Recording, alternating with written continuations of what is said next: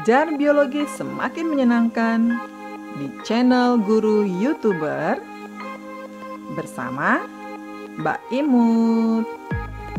Assalamualaikum warahmatullahi wabarakatuh. Halo, apa kabar? Semoga selalu sehat ya. Adik-adik, untuk memperjelas konsep KD 3.1, mari kita coba lakukan praktikum pertumbuhan dan perkembangan tanaman. Ya, tujuan praktikum ini adalah yang pertama mengetahui faktor internal dan eksternal yang mempengaruhi pertumbuhan dan perkembangan tanaman. Yang kedua, mengetahui macam tipe perkecambahan pada biji. Nah, berikut alat yang kita gunakan. Pertama ada penggaris, lalu gelas plastik, kemudian kamera atau handphone. Jadi kalau ada kamera, gunakan kamera. Kalau punyanya handphone, gunakan handphone atau dua-duanya juga boleh. Yang keempat, alat tulis. Nah, Mbak Imut yakin kalian semua punya.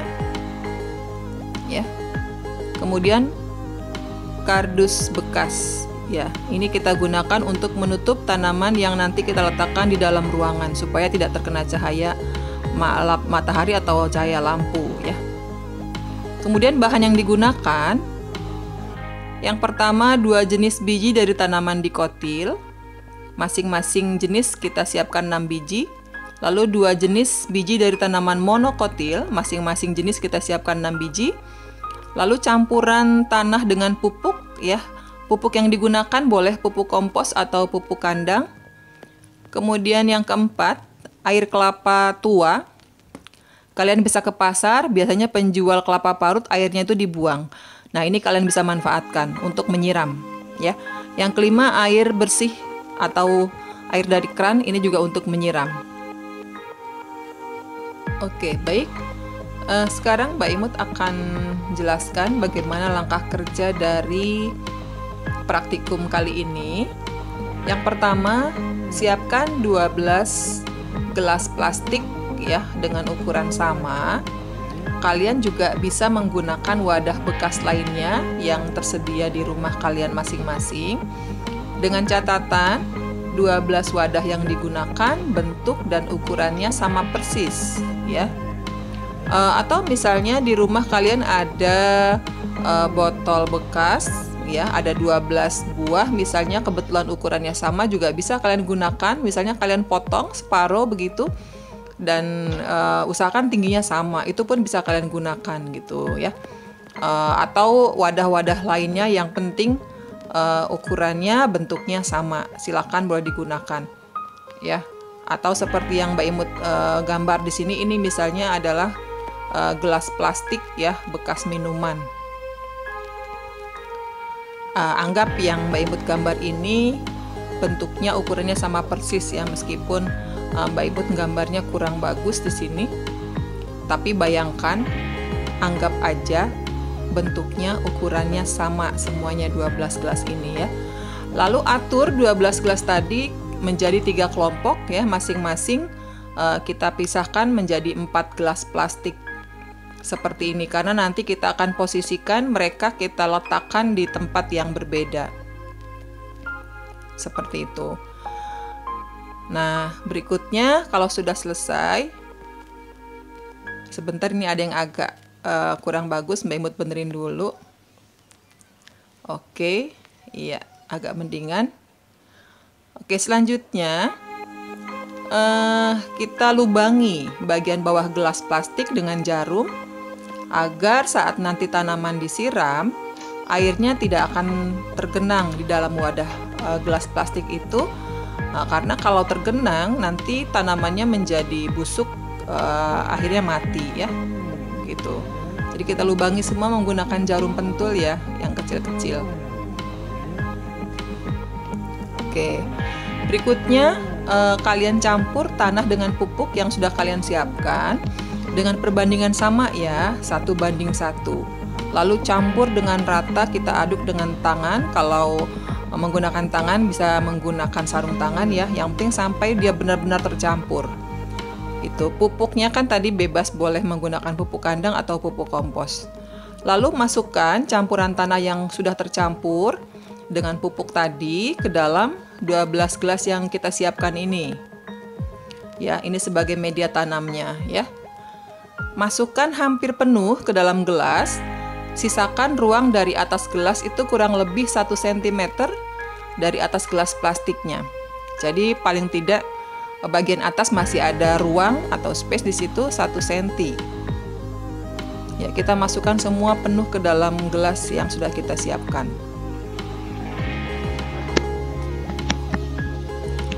Oke, selanjutnya masukkan biji jenis tanaman monokotil pertama ke dalam gelas 1, gelas 2, dan gelas 3.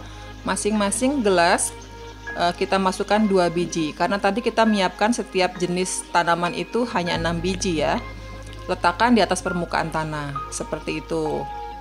Lalu masukkan biji jenis tanaman monokotil yang kedua ke dalam gelas 1, gelas 2, dan gelas 3. Masing-masing juga 2 biji tiap gelas. Oke. Lalu kita masukkan lagi biji jenis tanaman dikotil pertama ke dalam gelas 1, gelas 2, dan gelas 3. Sama masing-masing 2 biji. Ya, kita letakkan di permukaan tanah. Lalu masukkan lagi biji jenis tanaman dikotil yang kedua ke dalam gelas 1, gelas 2, dan gelas 3, masing-masing 2 biji. Ya, sama kita letakkan di atas permukaan tanahnya seperti itu. Bebas saja, pokoknya yang jelas ada 2 jenis monokotil, ada 2 jenis tanaman dikotil. Terserah mau di tanaman yang pertama atau yang kedua, terserah. Nah, setelah itu tutup biji dengan campuran tanah dengan pupuk yang masih tersisa, yang sudah dicampur tadi sampai penuh ya. Lakukan ini ke semua gelas yang sudah kita siapkan. Jadi posisi biji benar-benar hampir sama, kurang lebih 1 cm lah dari atas itu, sehingga tidak terlalu dalam. Kalau posisi biji terlalu di bawah, maka munculnya ke atas permukaan tanah itu untuk daunnya, batangnya itu akan terlalu lama ya. Sementara kita mengamatinya selama 10 hari ya. Jadi posisikan seperti ini, semuanya sama tingginya. Oke, kita tutup semua dan usahakan tanah itu rata ya dengan permukaan gelas. Tidak ada yang sampai tinggi gitu ya. Tidak. Jadi kita usahakan rata dengan permukaan gelasnya seperti itu. Jadi kita ratakan, penuh kita ratakan.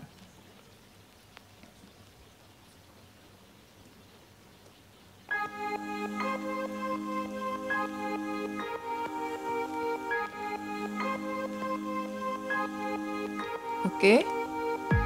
Setelah itu langkah berikutnya kita beri label supaya tidak lupa, supaya tidak tertukar gitu ya. Kita beri label A, B, C, D ya. Kalau misalnya A dengan B biji dikotil, C dengan D biji monokotil, atau sebaliknya silahkan. Itu penempatannya boleh-boleh saja. Yang penting 2 kelompok, ada 2 jenis biji dikotil, ada 2 jenis biji monokotil. Misalnya A1, A2, A3 itu kita kasih label untuk biji monokotil pertama. Kemudian biji monokotil yang kedua kita beri label B1, B2, B3. Kemudian untuk biji dikotil pertama C1, C2, C3. Kemudian biji dikotil yang kedua D1, D2, D3, seperti itu. Letakkan gelas A1, B1, C1, D1 itu di luar rumah ya. Kemudian kita letakkan juga, kita bedakan tempatnya, posisinya. Untuk tanaman A2, B2, C2, dan D2 sama juga di luar rumah, cuman kelompoknya berbeda gitu. Kemudian tanaman A3, B3, C3, dan D3 kita letakkan di dalam rumah. Kemudian Kalau di rumah kan masih ada cahaya tuh, makanya kita tutup dengan kardus bekas gitu ya, supaya tidak terkena cahaya apapun termasuk cahaya lampu. Nah, lakukan penyiraman setiap hari pagi dan sore pada jam yang sama, dan jumlah air juga harus sama. Misalnya 1 gelas maka semuanya 1 gelas. Untuk tanaman A1, B1, C1 dan D1 kita siram dengan air keran. Untuk tanaman A2, B2, C2, dan D2 kita siram dengan air kelapa tua yang tadi udah kita siapkan. Tidak menggunakan air lagi. Kemudian tanaman A3, B3, C3, dan D3 yang di dalam rumah kita siram dengan air keran atau air bersih ya dari keran. Seperti itu. Nah, setiap pot atau gelas kan kita tanam 2 biji, artinya nantinya akan tumbuh menjadi 2 tanaman. Nah, untuk mempermudahkan perhitungan setiap hari kan Anda harus mengukur, jadi kasih label tanaman yang satu, misalnya untuk di pot A1 berarti ada A1.1, tanaman yang kedua berarti A1.2 gitu ya. Ini sorry bukan A2 ya, tapi A1. A1.2. Oke. Seperti itu. Jadi di setiap pot akan ada 2 tanaman. Jadi kita kasih label supaya tidak tertukar untuk pengukuran setiap harinya. Kemudian misalnya di gelas A2 berarti nanti kita kasih label A2.1 dengan A2.2. Nah, begitu juga untuk tanaman yang lain semuanya ya sama seperti itu, karena kita semuanya masing-masing kita tanam sejumlah 2 biji. Kalau D2 berarti D2.1, D2.2 dan seterusnya. Oke, jelas ya. Jadi ini kita ukur setiap hari nantinya. Nah, berapa lama? Kita mengamatnya selama 10 hari. Nah, untuk memudahkan kalian dalam memasukkan data setiap harinya, ini contoh tabel yang bisa kalian buat ya, atau nanti kalian modifikasi sesuai dengan keinginan kalian. Ukur pertambahan tinggi tanaman setiap hari dengan penggaris, lalu catat datanya, masukkan data dalam tabel pengamatan seperti ini.